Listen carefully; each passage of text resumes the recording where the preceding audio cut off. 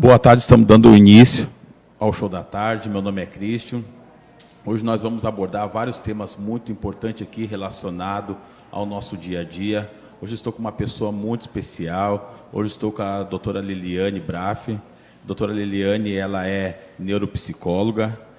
Doutora Liliane, eu quero lhe agradecer primeiramente, já de primeira, pela sua presença, por abrir um espaço na sua agenda aí, que é superlotada, para vir nos esclarecer algumas perguntas aqui no Show da Tarde. Doutora Liliane, eu gostaria, você como terapeuta sistêmica, esse mês foi um mês muito importante, dia 8, foi comemorado o Dia Internacional das Mulheres.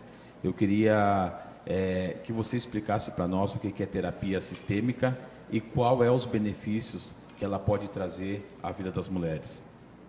Ok, é um prazer também estar aqui, obrigada pelo privilégio. Nós acreditamos que a terapia sistêmica, dentro de uma abordagem em que visa amplificar a visão do paciente, onde nós conhecemos que a parte ela não é mais importante que o todo, e nem o todo mais importante que as partes. Então, é um lugar onde o paciente pode conseguir abrir as janelas se uma porta se fecha, porque ali ele vai entender os seus processos individuais e também como que acontece essa amplificação de processo dentro da sua família, ou seja, dentro do sistema familiar. Por isso o nome de terapia sistêmica, o que traz uma abordagem muito peculiar ao ponto de vista de que não acontece um processo individual,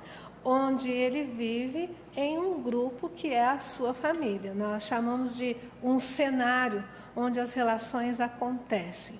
Tendo em vista que o dia 8 foi um Dia Internacional da Mulher, nós também podemos pensar que a terapia sistêmica ela é muito positiva para entendermos se existe dentro desse sistema, a partir de uma demanda, por exemplo, de codependência emocional, depressão, ansiedade, sofrimento psíquico mesmo.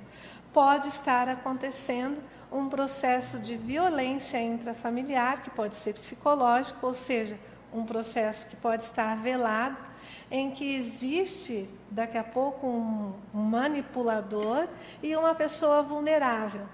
E, às vezes, você acredita, Christian, que a própria família não se dá por conta disso?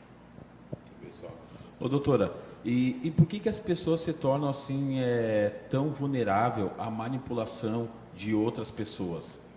Então, nós temos, inclusive, um assunto de pesquisa científica de larga escala, porque nós temos visto muito essa questão da codependência emocional, onde desde a primeira infância, a criança corre o risco de, sem intenção nenhuma, ser abordada pelos pais com uma educação, por exemplo, só reparadora, onde ficam reparando o que a criança faz de errado. Até é muito comum de atender adolescentes que chegam queixosos, sofridos, porque eles se esforçaram ao máximo com a quantidade de conteúdos, por exemplo, dividido por disciplina, eles conseguiram um 8 em português, um 9 em filosofia, lá no ensino médio, que ele está ali se preparando com a atenção de se preparar para um vestibular, mas ele tirou um 6 na matemática. Então a família foca naqueles 6 e esquece de fazer também uma validação dos esforços desse adolescente. Então, ele começa a entender que ele, de fato, não tem valor nenhum. E ele passa a fazer uma reprodução, ou seja, pode passar de uma forma patológica, que é a vulnerabilidade do seu ego, a fazer um comportamento na fase adulta em que ele fica vitimizado em um relacionamento, dando asas ao manipulador de manipular as suas condições comportamentais de acordo com o ponto de vista do manipulador. Então, eu já abro aqui um parêntese para informar para você que assim, Christian, se você, por exemplo, está se achando, se você fica se auto-identificando com uma pessoa que não tem valor nenhum, eu sou burra mesmo, eu me sinto culpada por cada problema que acontece na minha família, pode ser que você é vítima de uma codependência emocional, onde você não está habituado a estar em um lugar que é seu. Você fica no lugar onde as pessoas te colocam, compreende? Compreendo perfeitamente. Doutora, você sabe que isso acontece no nosso dia a dia, né? Acredito que, vamos dizer que 90% das famílias isso acontece, né? E hoje, doutora, aproveitando o espaço ali, a dependência emocional, podemos dizer que ela ela pode se dizer que ela é um transtorno, e o que ela leva, ela pode levar também à violência familiar? Ela ajuda nisso? Infelizmente, muito, viu, Christian? E você sabe que nem sempre o paciente tem a autoconscienciosidade disso, porque pouco se fala sobre isso. Inclusive, para você ter uma ideia, a demanda de atendimento de casais, por exemplo, chega até o consultório com queixas de traição, problemas financeiros, depressão, ansiedade, transtornos de personalidade diversos, onde nós fazemos avaliação de levantamento para saber por qual caminho começar o tratamento. E aí, durante o processo, nós descobrimos que existe, de fato, uma codependência emocional. Sabe, tanto o manipulador quanto o vulnerável é como se eles fossem uma dupla inseparável de sofrimento e outra. Um ocupa, por vezes, o lugar do outro. Porque eles aprenderam a manipular, como podem ser manipulados, podem ter sido manipulados pelos seus cuidadores, que podem ser desde pais, professores, despreparados a lidar com as fases do desenvolvimento de uma forma mais assertiva. Então, ele também aprende a manipular, e ele pode ser aquele que é a vítima que está sendo manipulado. Então, nós costumamos dizer que a codependência, ela acaba sendo uma comorbidade, porque esse processo todo, Christian, infelizmente, vai desencadear uma depressão, e algumas delas com ideação suicida, porque a pessoa não se sente valorizada e ela está tão dependente do outro que ela não consegue sequer ir tomar um sorvete sozinha. Quando ela está, por exemplo, numa instituição de igreja, o companheiro tem que estar ali, sentado ao lado dela. Então, é uma codependência que, de fato, é geradora de sofrimento, como uma depressão, onde a pessoa perde o sentido da vida, compreende?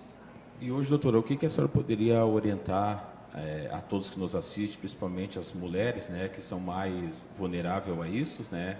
O que você poderia orientar ou dar algumas pequenas dicas para não ser tão influenciada a isso, a não cair, vamos dizer, que nessas armadilhas, né? Sim, estejam atentas e também atentos aos sinais do seu corpo. Se você percebe que o seu coração ele está mais acelerado, se você percebe que você está com um sono que não é reparador, que você acorda muito, se você percebe que horas você está com uma compulsão alimentar, se você percebe também que você está aceitando e está atribuindo a opinião do outro como verdadeira e exclusiva sobre você, se o outro, por exemplo, começa a apontar o dedo e dizer, olha, você é burra, esse menino não está indo bem na escola porque você não ajuda ele, e você assume aquilo e começa a ter um desprazer pela vida, pode ser que você está nesse ciclo de tormento psicológico que é estar sendo manipulada. Você começa a pensar, mas será que é porque eu sou burra mesmo? Olha para você, veja o histórico da sua vida, o quanto que você já venceu. Veja também o que é que você faz, porque não significa que porque você trabalha dentro de casa, que você tenha a obrigação de saber dos conteúdos que há muito tempo você não viu. Então, dá uma checada e verifique se o que o manipulador está tentando fazer você pensar sobre você é de fato você. e busque uma ajuda psicológica, porque você não tem a obrigação de saber lidar o que nós, psicólogos, neuropsicólogos, psiquiatras, enfim, toda a área científica da saúde emocional está aí de braços abertos para te ajudar. Não fique com a dúvida. Se você não está bem, entenda, você precisa procurar ajuda. Doutora, vamos dizer que os homens são os causadores, a maioria, né, desses transtornos, né, levado à mulher. Como os homens têm aceitado esse tratamento? Eles têm buscado ajuda? Ou quem que busca ajuda é a esposa? Ou como é que os homens têm aceitado o tratamento? Então, Christian, nós estamos em uma época em que tanto o machismo como o feminismo corroboram para, vamos colocar assim, multiplicação de codependência emocional, tá? Não posso mais te dizer sobre o sexo masculino estar nesse empoderamento de manipulação, porque eu já atendo muitos casos, e isso há 17 anos já, em que a mulher também assume uma postura de manipuladora com todo esse movimento feminismo que estamos aí. Então, nós precisamos entender que não é sobre quem é o causador, porque ambos estão dentro de, a gente chama, né, de um quadrado sistêmico de sofrimento. Precisa ser uma espiral. Então, podemos dizer que o homem perdeu aquele tabu dele ser um machismo dentro de casa e causar isso. Então, hoje podemos dizer que tanto a parte feminina como a masculina, ambos os dois, causam esse transtorno. Podem estar desenvolvendo uma duplicidade de papéis. Horas é a mulher, horas é o homem, porque desde quando nós assumimos essa necessidade de entrarmos também no mundo de trabalho, se quisermos ter e oferecer à família uma melhor qualidade de vida, ambos chegam em casa estressados. Quem vai manipular quem pode estar implicado na forma em que foi desenvolvido desde o útero materno. O tipo de apego, o apego evitativo, o apego ansiolítico, é provável, e já é visto em resultados de pesquisa científica, que os apegos seguros, ou seja, aqueles pais que conseguem desenvolver uma paternagem e uma maternagem, ou seja, que não são pais figurativos, eles conseguem desenvolver filhos com uma possibilidade de estarem mais saudáveis e entender que para viver e conviver com o outro não precisa nem manipular e nem ser manipulado, compreende? Compreendo perfeitamente. Hoje quem procura mais lá o neuropsicólogo? É mais mulheres ou são os dois que vão junto ou mais os homens? Então, geralmente, a grosso modo, são as mulheres. Mas nós já temos homens também desesperados procurando ajuda. Tá. E a dependência emocional, doutora, ela tem tratamento? Sim. O tratamento, querido, é justamente a terapia.